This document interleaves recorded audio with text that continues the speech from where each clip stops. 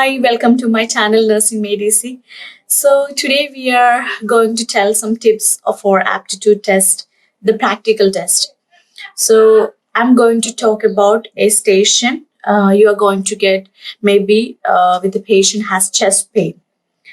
As I told you before, I think you have seen my videos yesterday, what I did, what all are the reasons for failures. So you have to go through that video and understand why you are failing in this exam.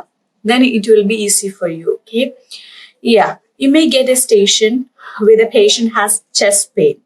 So in that, your examiner will act as a patient who has chest pain, and in that question, they will explain about the scenario, what is the situation, what that patient has, and what all of the medication they have. Everything they will mention in that scenario.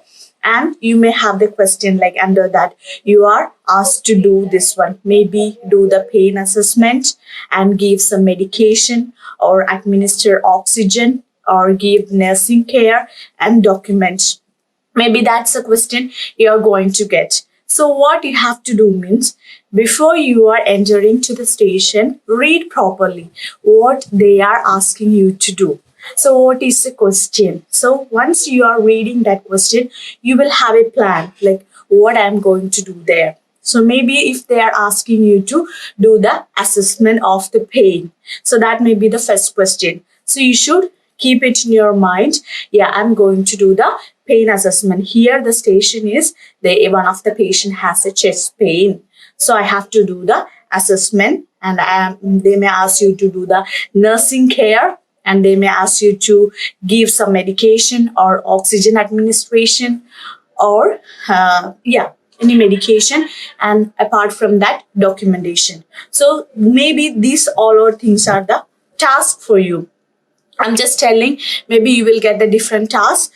Probably you will get the same task like assessment of the pain and giving medication and giving nursing care and the documentation. So in that case, what you have to do means, first of all, whenever you are entering to the patient, you should make a good therapeutic interaction between the patient. That means you should introduce yourself and you should say, I'm the nurse here, I'm here to help you.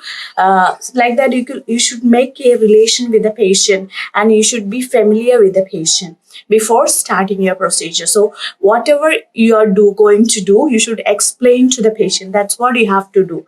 Okay, when you are doing the assessment, you are going to do the chest pain assessment. Pain assessment, what you can do, you can ask like the severity of the pain, where is the pain, the nature of the pain, is it radiating or something like that, and any alleviating factor. Like that, you can ask and assess the pain, and you can ask the patient to score by themselves or about the pain, like 1 to 10 score.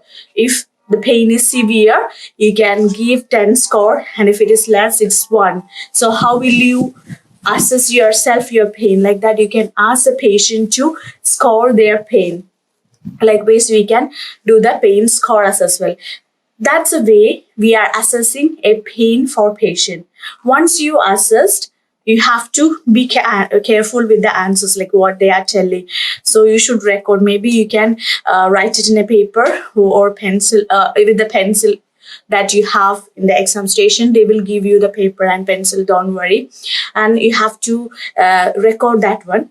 And after that, what you have to do means you can ask the patient if the patient has a chest pain due to any respiratory infection or something like that. You can tell the patient to sit in an upright position. Maybe patient is lying down in the bed. If that's the case, you can ask the patient to sit down like in a Fowler's position. So before that, you have to explain, if you have chest pain, it would be better if you are sitting upright, and I will help you to sit upright. Like that, you can explain to the patient and let them sit upright. And next task you have to do is you just go to the patient case sheet or the medication card is what is there nearby, and in that just check for any medication for the chest pain. Maybe they have charted the GTN medication.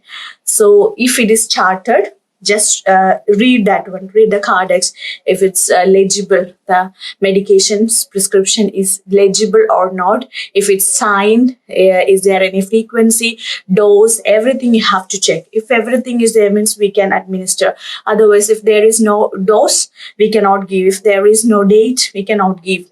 Yeah, that isn't it? Then you can see, is there any oxygen is charted for the patient. If it's oxygen charted for chest pain, that also we can give. So the next task is you have to wash your hands before doing any procedure, and you should explain the procedure to the patient, and you can give medication and you can administer the oxygen to the patient. So that's a task they ask you to do. So once you finish the task, you have to document. What all are the things you have to document? You should document about the pain. What you recorded about the assessment, you have to document. And you should document about the administration of medication.